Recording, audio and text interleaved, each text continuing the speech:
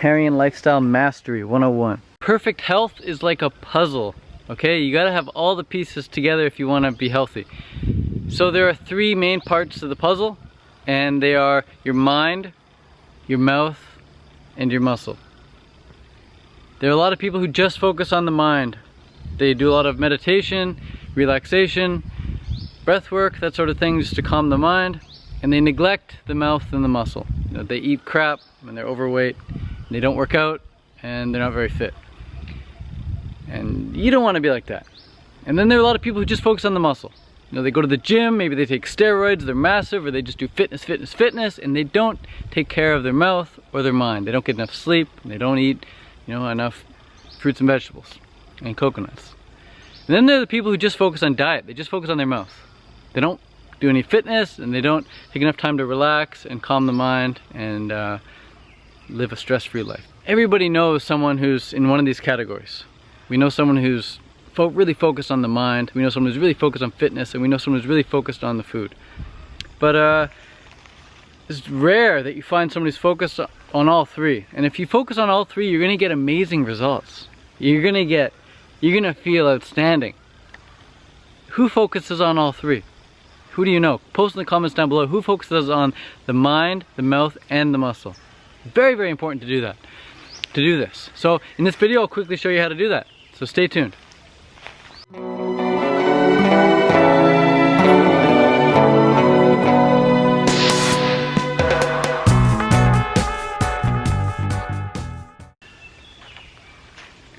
First up, we get the mind. How to take care of your mind. Well, my absolute favorite tool for taking care of the mind is the bed. You just lay down and go to sleep. You just lay down and go to sleep. A lot of people can't do that though. So I'd suggest taking a step before going to bed is just to sit down and meditate for either 5, 10, or 15 minutes. And the easiest way to do this is to sit down, close your eyes, sit down, set the timer for 5 minutes, 10 minutes, 15 minutes, press go, close your eyes, and try not to move. If you move, it's all good. If you open your eyes, it's all good. Just calm yourself down. And remember, it's a practice. You're practicing meditation. When you do this, when you can sit still for 15 minutes with your eyes closed, you're gonna fall asleep right away. You can fall asleep right away. It's, for some reason, it's just easier to get into a calm mental state sitting in meditation than it is to just all of a sudden go lay down. Maybe it's because you're in the habit of going to lay down and start thinking of all these crazy thoughts. But if you sit down and take a practice of just closing your eyes, calming down, clearing your head, by the time you go to lay down, your head's already going to be clear and you're going to be able to fall asleep like a baby. And my other favorite tool is a float tank. So if you can get a float tank, if you can get access to a float tank, I'd suggest floating at least 3 times a day. I'm sorry, three times a day would be amazing. 3 times a week minimum would be fantastic. Your mind is going to just take to the next level. So that's what I would suggest for the mind. Take care of your mind by getting your naps, getting in some relaxation. Get to bed early, take a nap, and if you can, float. And try and get to bed before you're tired. Okay, don't go to bed when you're tired. When you're tired, you're already in the red zone, your battery's in the red zone, it's not healthy. Not as healthy as getting to bed when you're still fresh. Notice this. Go to bed when you're not tired, and notice your dreams. They're so much more real. And notice how much more fresh you feel when you wake up. When you go to bed in the green zone instead of the red zone, you're gonna wake up in the green zone rather than the red zone. But if you go to bed when you're really exhausted, you're gonna wake up still kind of groggy. But if you go to bed before you're tired, you're gonna wake up, boom, supercharged. And that's the way you wanna be. That's the way you wanna be. One more thing about the mind actually, before we leave, is you not only have to rest the mind, but you have to feed the mind. You have to feed your mind. So what you're doing right now, awesome, you're feeding it. You're feeding it good stuff. You're feeding it energetic vibes. Okay, we're always feeding your mind energetic vibes. People think you gotta feed yourself with information. It's not information you want, it's the emotional connection with that information that you want. Let me say that again. It's the emotional connection with that information that you want. I could tell you a stat right now saying like, 1 in 3 people die of cancer. It's just a stat, doesn't mean much. But if I said, hey, there's 3 people standing here, one of us is gonna die of cancer. Oh man, that has emotional impact, doesn't it? Way more than just saying a random stat. So, what is it? Facts tell, stories sell. So stories, you have this emotional connection with them. And that brings me to the point of audiobooks. You're feeding your mind, you gotta do it with an emotional, something you're emotionally connected with, and a great way to do that is to listen to audiobooks. Audiobooks are usually written in a way that they tell a story but also convey a lot of facts, and you remember things a lot easier that way. And you learn a lot about a lot of things when you're listening to stories. So if you want a way of taking your mind off the stresses of daily life, because when you focus on the stress of daily life, they just become bigger. That's why meditation is great, because you just quiet everything. But if you actually want to feed your mind with something exciting and fascinating and interesting, then listen to some audiobooks. I would suggest 5 right here. I'll suggest 5 really quickly. The Power of Habit, okay? The Power of Habit. The Willpower Instinct, amazing. The Compound Effect, fantastic book. The Alchemist, really, really good book. How to Win Friends and Influence People. I'll suggest 2 more. Psycho-Cybernetics, fantastic. And I'll say another one would be A Short History of Nearly Everything by Bill Bryson. A Short History of Nearly Everything by Bill Bryson. That book is going to make you learn so much in such a enjoyable way. So take care of your mind, guys. And next up we have the mouth. You are what you eat. You are what you ate, as Tim Van Overton would say. You're not what you eat, you are what you ate. So whatever you've been eating, that's really what your cells are made up of. They say it's easier to change someone's religion than their diet, because you are what you ate, and when you try and change someone's diet, you're trying to change them. And people resist being changed. People don't resist change. Change is happening all the time, but people resist being changed. People like to really stay the same usually. And even if they do want to change, there's still that resistance in changing. You know the cigarette smoker, like, oh, I hate being addicted. And you're like, why don't you just quit? I'm like, I can't. You know, I just love the stuff, or whatever. You know, or then they start to justify. They're like, well, I don't actually really want to quit, but you know they do. It's harder to change someone's diet than it is to change their religion. So you don't need to just completely change your diet, and I wouldn't recommend doing that. You never change a dog's diet overnight. You never change a cat's diet overnight. You got to ease them into it. So to change your own diet, just focus on the fruit. 2 F's. Focus on the fruit. Focus on the fruit. If you just keep focusing on the fruit, next thing you know, you're going to be having a pineapple, a watermelon, some dragon fruit, a mango, a melon, and you're going to be eating lots and lots of fruit. And that's really all there is to it. Diet is so simple. You could write a book and you could have 1 sentence saying, focus on the fruit, period, the end. That's it. Focus on the fruit. And when you're eating lots and lots of fruit, you're going to feel amazing. You're going to feel amazing. Do your best to get to the point where you're eating fruit, maybe some vegetables, maybe some coconuts, at the exclusion of all other foods. When you've got to that point, you're set. There's really nothing else to be said. Diet is very, very simple. It just takes time. You gotta give it time. You gotta give it time. You gotta give your body time to adapt. Give yourself at least a year before you try and go fully fruitarian, before you try and go fully raw. Give yourself a year.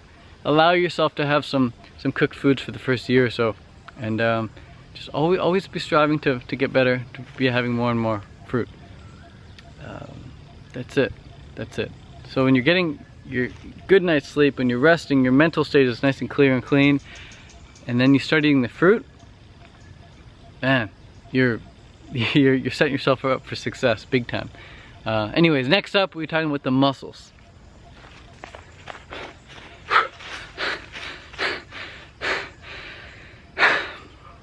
Your heart is a muscle.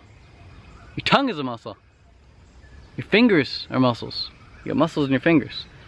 Your body is all muscle, you know. Your neck is a muscle, your jaw is a muscle here, you got muscles here, you got muscles in your head. And all of them can get stronger. You can strengthen every single muscle in your body. You can stretch every single muscle in your body as well. So, you focus on your mind, you get that clear. You focus on your mouth, you clean up your diet. And now you focus on the muscle because you got so much energy. You've had a full night's sleep, you had a great breakfast, now you're ready to go work out. So just like your mouth, just like changing your diet, you gotta give your muscles time. They require time. They require years to get really fit. They require years to get really resilient. But you do get a massive amount of results within the first couple weeks of working out. If you take any couch potato and put them on a fitness routine, within 2 weeks, they're gonna feel like a completely different person. within 2 weeks they feel like a completely different person. You could set any record on day 1 and 2 weeks later you're gonna break it for sure. You could set 100 records on day 1 and 2 weeks later you're gonna break all 100 records. Your body is just amazing, and it's a machine, and it adapts quickly. But typically people see people who are really, really fit, they want to be that fit as well, but it takes years to get that fit. So just give yourself time and just always try to improve a little bit each week, a little bit every couple weeks, and have fun with it, man. Fitness is the thing people dread most, but honestly it's the funnest. It's the funnest.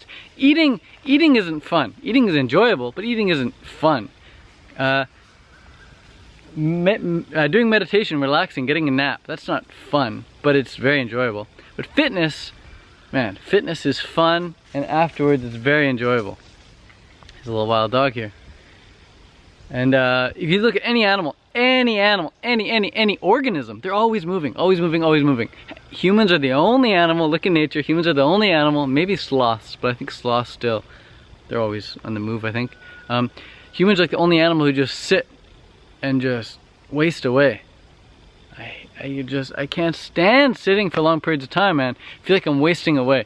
My muscles gotta move, and you get to a point where your standards are so high that you can't sit down for too long. You gotta be moving. You're like an Energizer bunny. You gotta go, go, go, go, go. I can't really watch movies now, like full-length movies. I usually watch like half at a time because I gotta go do something. You know, who do you know that sits down, has a watermelon, and watches a movie, or drinks a glass of orange juice and just sits and watches a movie?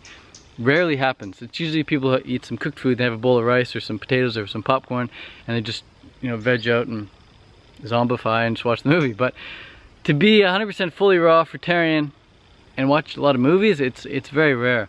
So you have so much energy, you gotta move. So anyways, muscles, muscles, muscles.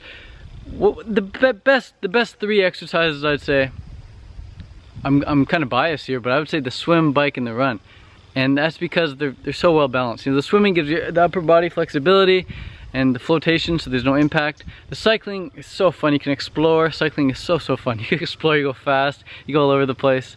And pedaling, so there's no impact. And then running allows you to strengthen your bone density. So they did studies comparing runners to cyclists, and runners have way stronger bone density. And all this talk about running, screwing up your knees, it doesn't screw up your knees if you're landing properly. This is the road, and this is your foot. You gotta land like midfoot. Don't land heel. A lot of people landing heel. They think you gotta land heel and roll. Land midfoot.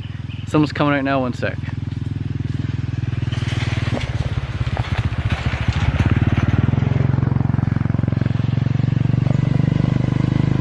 Sitting, just sitting. People sit all the damn time. If you're gonna sit, at least try and squat. Get into a squat position. So yeah, as for cardio, swim, bike, and run, amazing. Learn proper running technique before you do it. Learn proper swimming technique before you do it, and get proper bike fitted before you bike. And then for strength training, so that's for cardio. That's for strengthening your heart, and yeah, tones your muscles a bit, but big time actually. But for strength training, you check out semi-explosive lunges. It's good luck if you catch a leaf that falls. Very good luck. Check out semi-explosive lunges on YouTube. I got a video on there. Check out 100 squats. If you can do 100 squats non-stop, awesome. Do your best to get them under 3 minutes. Once you can get under 3 minutes, do your best to get under 2 minutes. So we got lunges, we got squats, and then learn to pull up. Learn to pull up, man. Upper body strength is huge, like hugely important. Just way too many people get old and then they lose their strength. So pull-ups, and then you can do some push-ups as well. Push-ups are great, but squats are going to strengthen your core. Lunges are going to strengthen your hips. Pull-ups are going to strengthen your upper body big time, and then push-ups are going to strengthen your arms big time. So yeah, if you got those 4, then you're set. So quick recap: we got the mind, mouth, and muscle. And for the mind, mouth, and muscle, we want the float tanks, we want the fruit, and we want the fitness. Float, fruit, and fitness, mind, mouth, muscle. There we go, guys. Hope you enjoyed this video. There's a lot to cover. Maybe you want to watch it again. And with the audiobooks, don't just listen to an audiobook once. The beauty of an audiobook is that you can listen to it many times without ever getting sick of it. I've listened to some audiobooks 5 or 6 times, and other audiobooks 20 times. They're just, you go for a walk, you go for a swim. Yeah, I go for a swim. I have a headset underwater, but I don't use it too much. Go for a bike ride. clean your house, whatever. Do whatever you gotta do. Do some grocery shopping while you listen to audiobooks, and then do some gardening, whatever. And then you just, once you've done the audiobook, boom, put it on again and listen to it all over again. You're not gonna get ever sick. You won't ever get sick of them. And when you focus on good stuff like that, life becomes so much more exciting, and you realize that, wow, I'm here to learn. My life purpose is to learn as much as I can and to share it with the world, help other people. So, peace, guys.